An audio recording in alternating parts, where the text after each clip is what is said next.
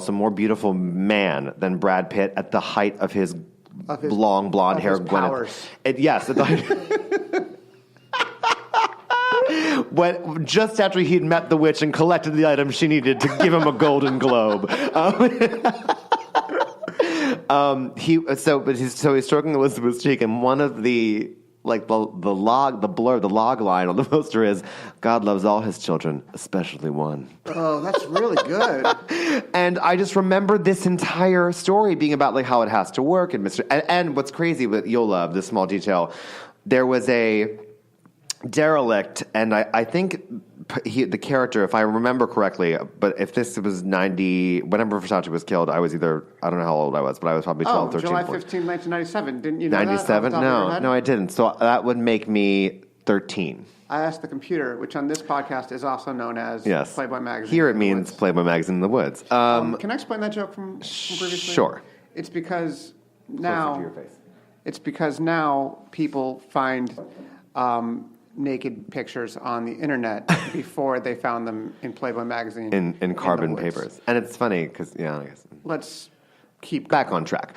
Thanks, Tim Malloy. Thanks, Tim Malloy. There was there's a character in the film who's a derelict and I believe a trans person. Oh.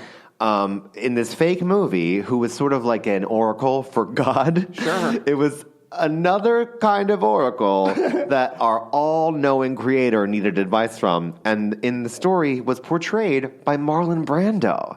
That's amazing. And the fake story, talked about how Spielberg had to coax him out of retirement. Of course. And then the other thing I vividly remember from the story is there was a section about how I believe, and by the way, I'd be so fascinated to find this because I would love to see how I remembered it and what's true. Because I don't know if I've romanticized it over time, but I remember there being a segment of the story about a record amount of budget being spent on a special effect where when I think that God essentially dies or is restored to heaven at the end, and they talked about how when he is when he's close to death at Tom Hanks' hands, his face transforms into 1,000 faces of his children, of people. And they talk about, I know, I have kind of like the chills. And how it was so expensive. And if Steven Spielberg fucked it up, everyone was going to go down. And I just remember us being like, oh my God. And then I remember and I have this other vivid memory of being a child and being like, why haven't I seen the billboards?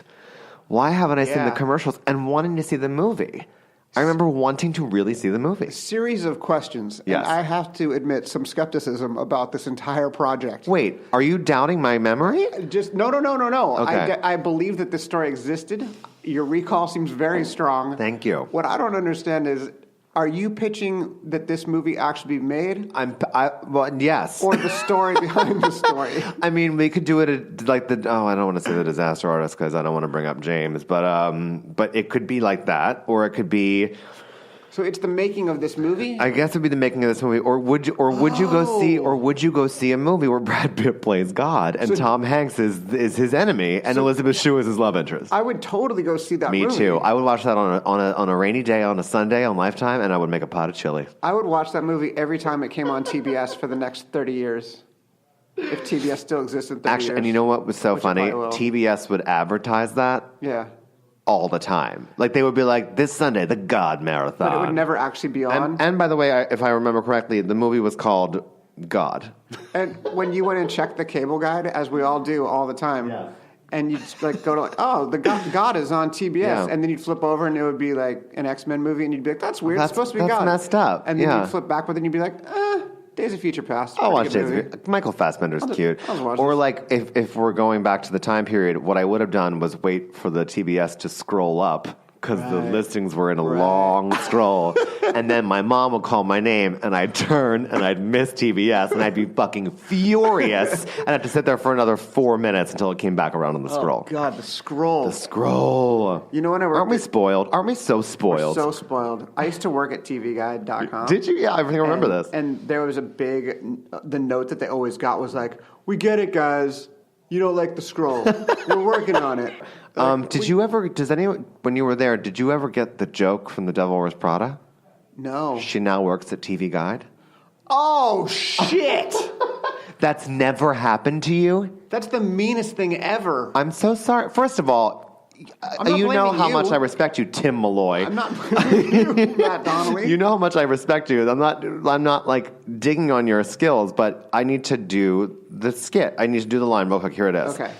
No, you can never leave the desk. Once, an assistant left the desk because, she sliced her hand open with a letter opener, and Miranda missed Lagerfeld before a 14-hour flight to Australia. Beat. She now works at TV Guide.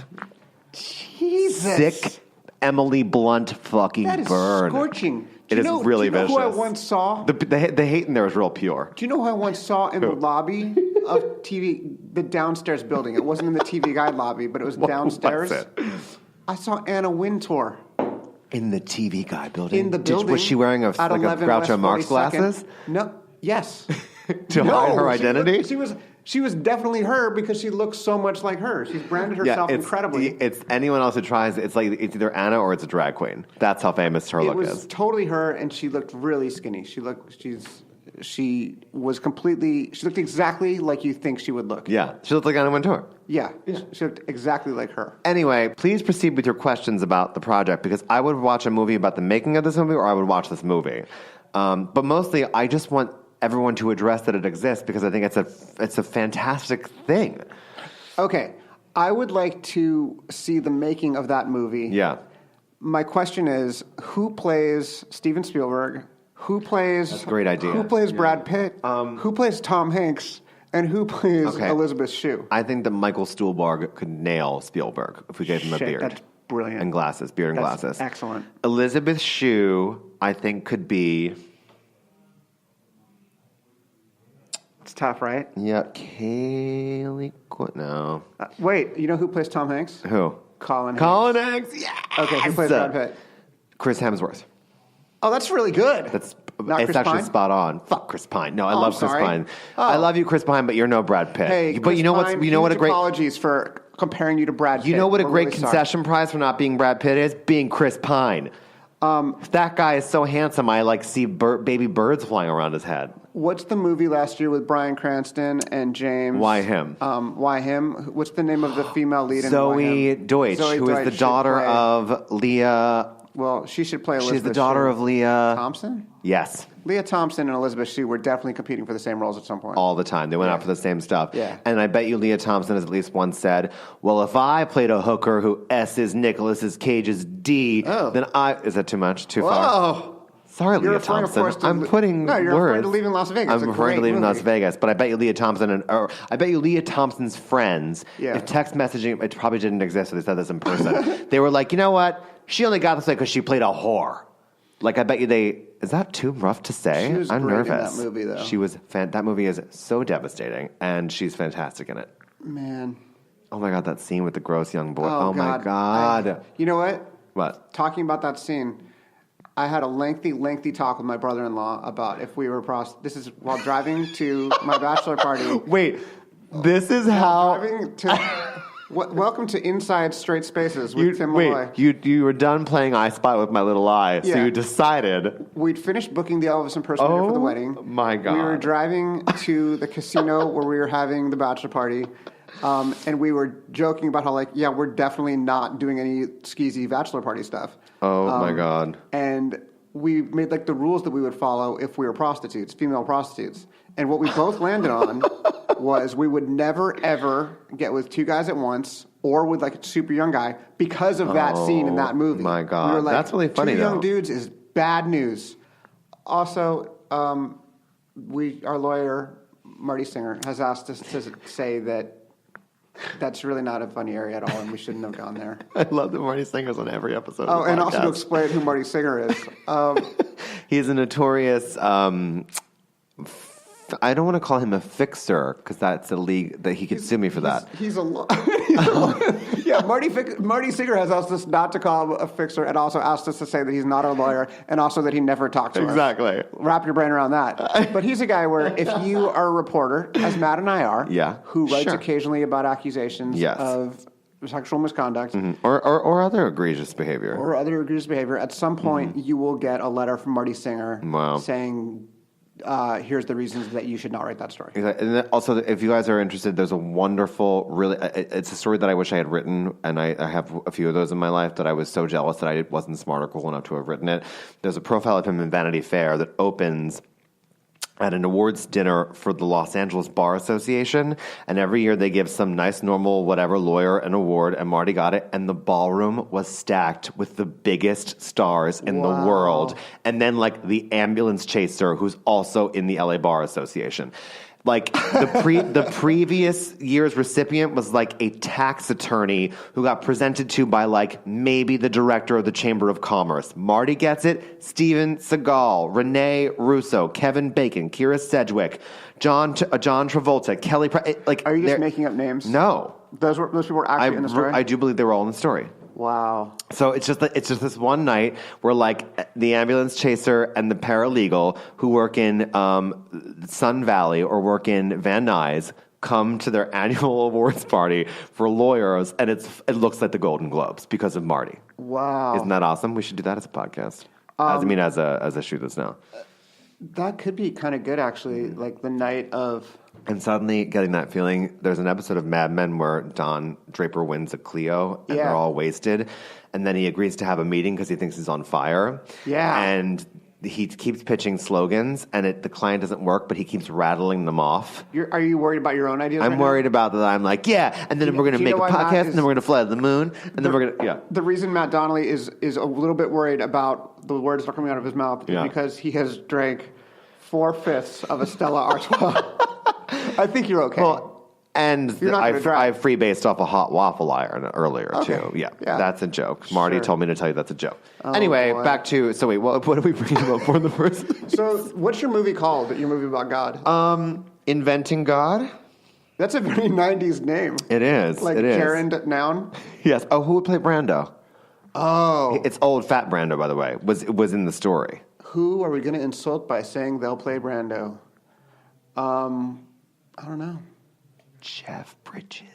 Could Jeff Bridges do a Brando? He wouldn't be... No, because he had to have that, like, wide-faced Gary Busey. But, I mean, Brando had to get the wide face. I just said Gary Busey. I didn't want that to get past I'm into that. I'm into that, too. He can... Wait, who's big but handsome? Big and... Did you say big but handsome? Yes. Because I think you should say big and handsome. Don't analyze my semantics. Who is both big, beautiful, and by the way, now, just so you know, audience, Tim Malloy has now revealed my bias and my innermost insecurity by stripping apart a 3-word sentence. A 3-word phrase. He's now told you more about me than I could possibly recover from in that, and it's so fucked up. Big and handsome. Well, I find people of all body types handsome. I feel so awful right now. You'll never see like we're being so Irish in this moment where we're literally just pointing out everyone's guilt and complexes. Can I tell a terrible story that has nothing to do with anything? Yes, please. When I worked at the Associated Press, one time we went to Corona to do a story about how all this land was being taken up by dairy farms. Okay. And it was myself and a photographer who I'll call Steve. His name is actually Steven. He didn't do anything wrong in this story, but I don't know why. I just haven't talked to him about it, so I'm not going to use his name. Mm-hmm. And Steve is African American. Okay. So we go down and we talk to this rancher, and everything's cool, and we hear about how all the ranches are being taken over by building complexes or something. A lot of development. And like a week later, Steve has to go back to interview the rancher or to take pictures of the rancher for like some profile. Yeah. For some reason, the photos didn't come out. He had to go back. So he goes back, and the rancher calls me and goes, "Hey, Tim, this is the rancher, who I'm also not naming." Hidden Valley Rancher. And he goes, his name's Marty Singer. The rancher's name is Marty Singer. Martin. And he goes, "I talked to your photographer, Steve, a man of color and a man of honor." Oh my God. Like, if he had said, it was a weird ass thing to say, but if he had said, "but," I would have like played that, like taken that recording and brought him down. Wait, I'm actually crying. And the Man of Honor. But like, I feel like in the movie of that phone call, that's Matthew McConaughey. What the hell does that mean? And it's the 40s, and he's like had a life-changing experience. Or if it came out in the 90s, it's called like Man of Honor, and they're like, this movie is so woke. No, it would have to have a gerund in it, so it'd be like remembering Man of Honor. Yes, or